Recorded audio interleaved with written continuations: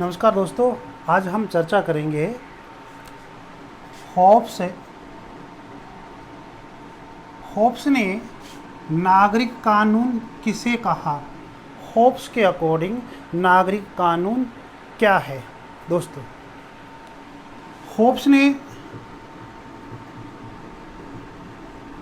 प्राकृतिक कानून की बात की। हॉब्स ने नागरिक कानून से पहले प्राकृतिक कानून की बात की और हॉब्स ने जो प्राकृतिक अवस्था के अंदर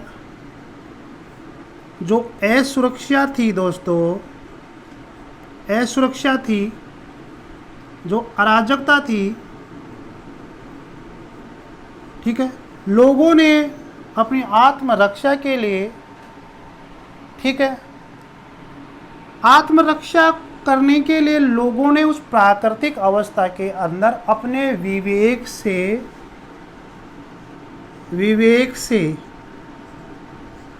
बुद्धि से, ठीक है दोस्तों, प्राकृतिक कानून खोजे, प्राकृतिक नियम खोजे। तो कितने प्रकार के प्राकृतिक नियम खोजे? 19 प्रकार के प्राकृतिक नियम खोजे।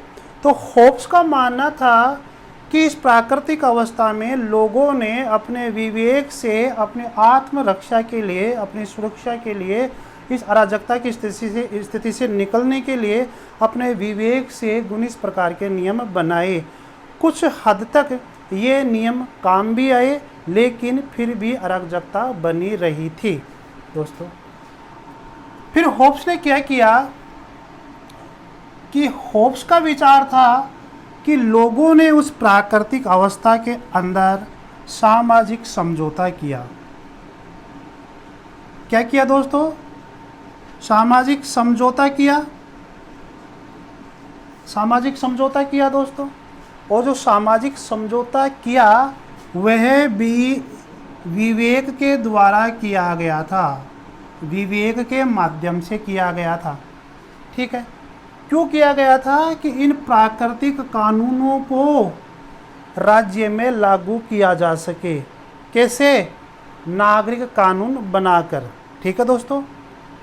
विवेक के द्वारा इस शर्त पे यह समझौता किया गया, एक व्यक्ति ने बी व्यक्ति से कहा कि भाई इस प्राकृतिक अवस्था के अंदर मैं मेरी सुरक्षा के लिए, आत्मरक्षा के लिए संपूर्ण प्रकार के अधिकार और शक्तियाँ इस लेवियातन को देता हूँ, बशर्ते तुम भी अपने अधिकार और शर्तें इस लेवियातन को दे दे।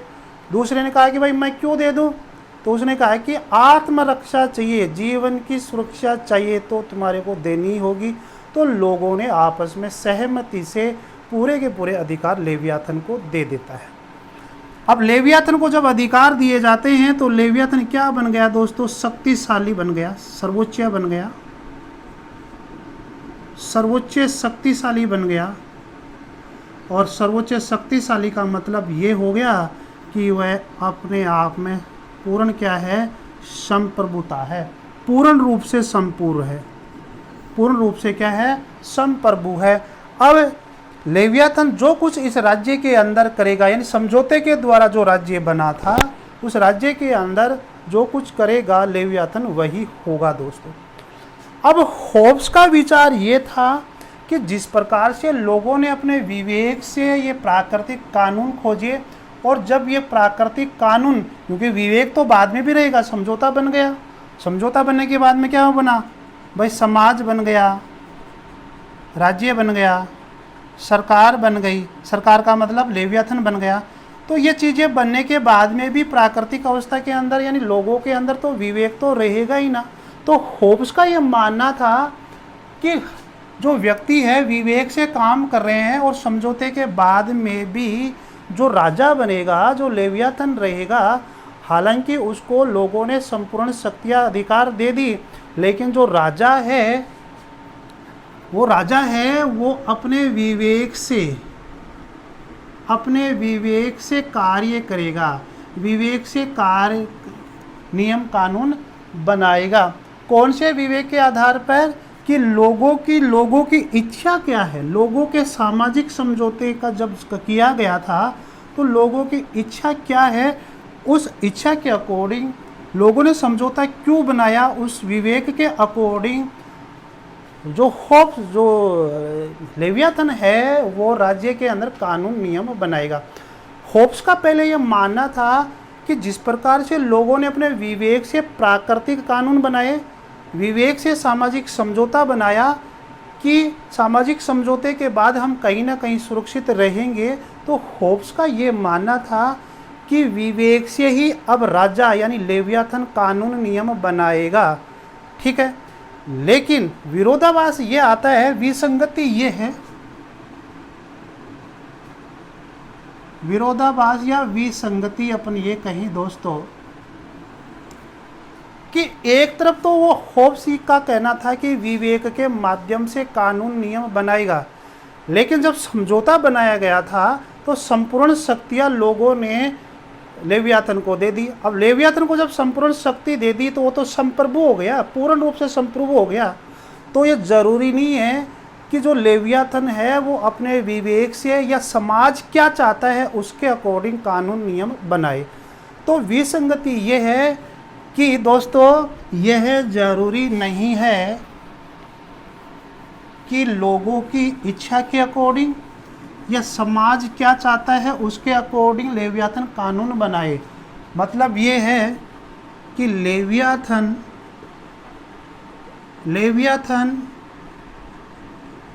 शक्तिशाली, निरंकुश राजा बन गया।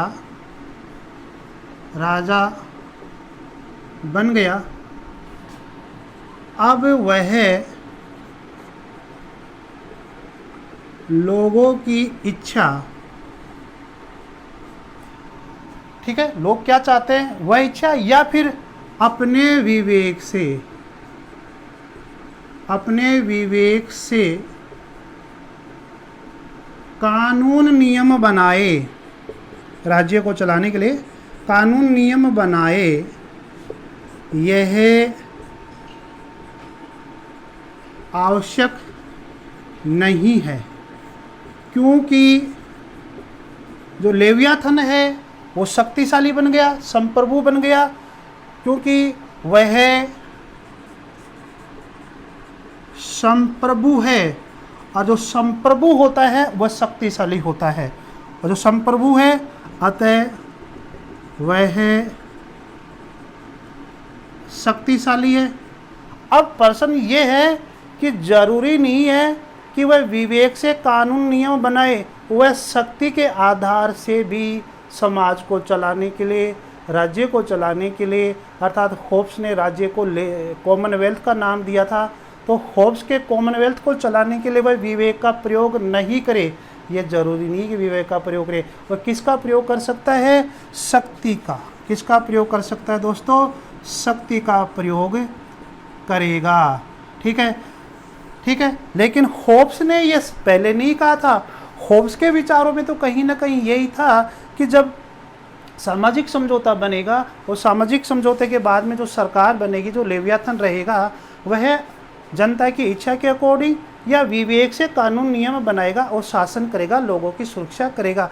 लेकिन जब समझौते के बाद में संपूर्ण शक्तियाँ उसको दे दी जाती है तो वो कहीं ना कहीं निरंकुश हो जाता है, संप्रभु बन जाता है, और वह विवेक का प्रयोग न करके कानून नियम किसके द्वारा बना रहा है, शक्ति से। किससे बना रहा है, शक्ति से। दोस्तों ध्यान दो, होप्स का मानना था कि दोस्तों कि पहले जो प्राकृतिक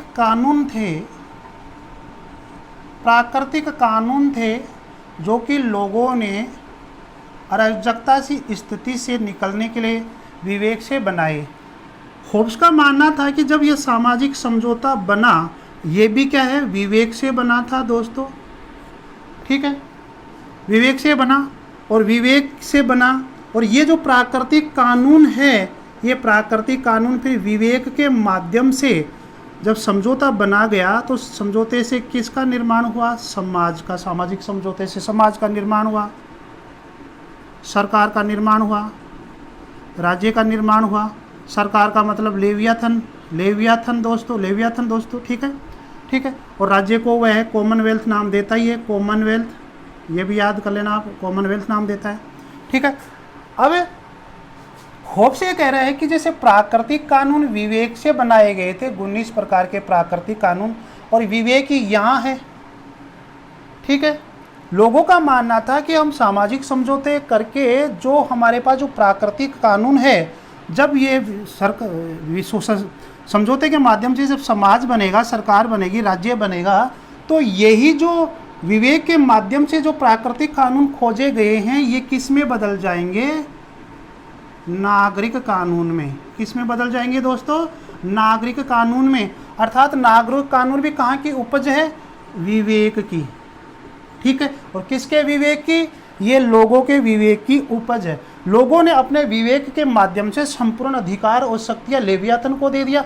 अब लेवियाथन का ये कर्म है, ये दायित्व है, ये उद्देश्य है कि वह अपने विवेक से लोग क्या चाहते हैं, लोगों का विवेक क्या है, लोगों की समझ क्या है, उसके अकॉर्डिंग कानून नियम बनाए।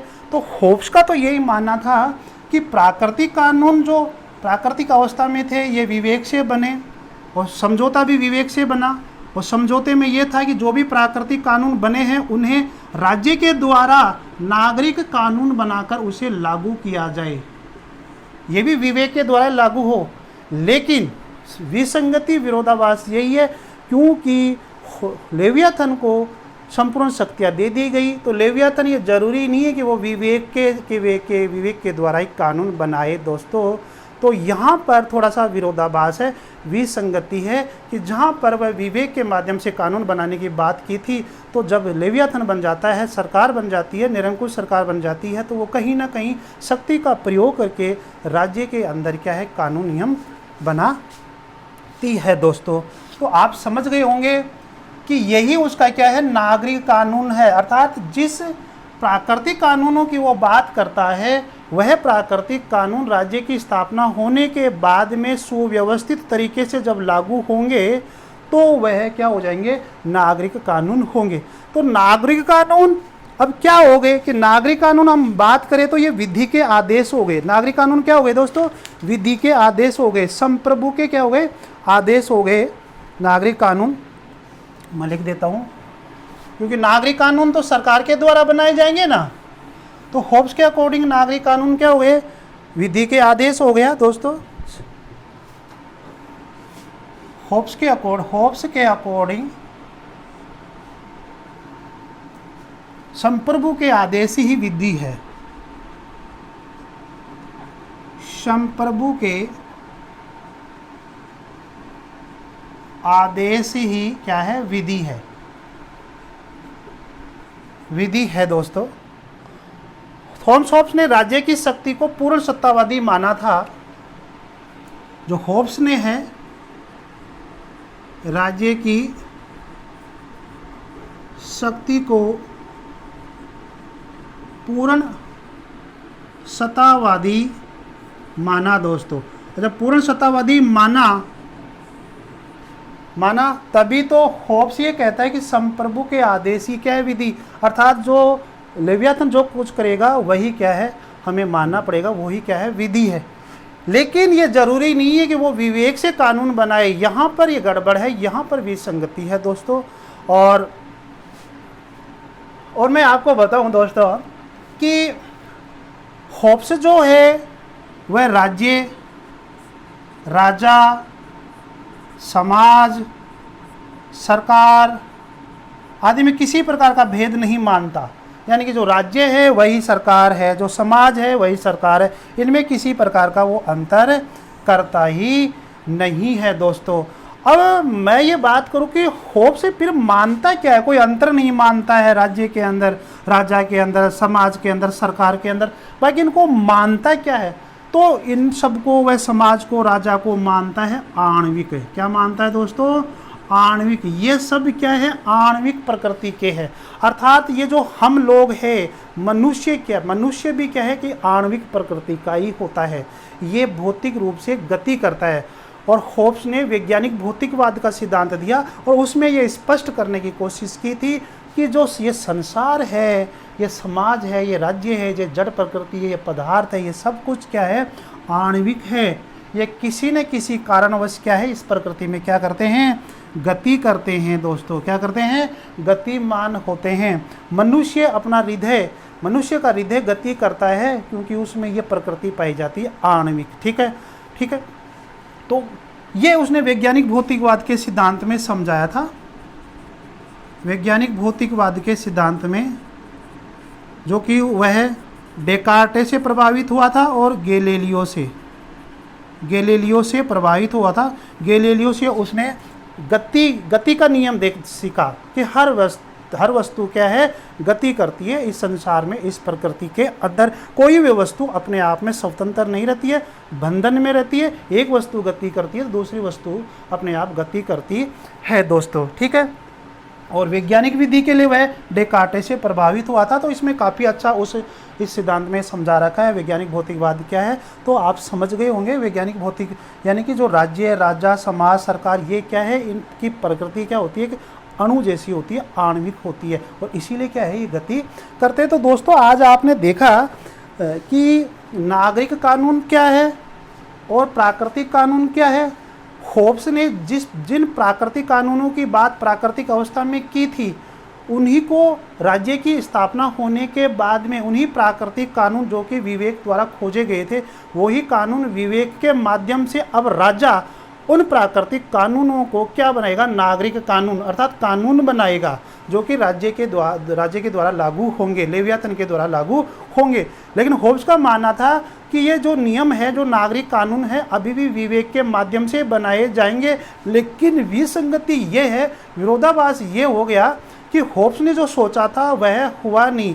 होब्स ने सोचा था कि लेवियाथन विवेक के माध्यम से ही कानून नियम बनाएगा अर्थात नागरिक विधि को मान्यता देगा, लेकिन ऐसा नहीं हुआ।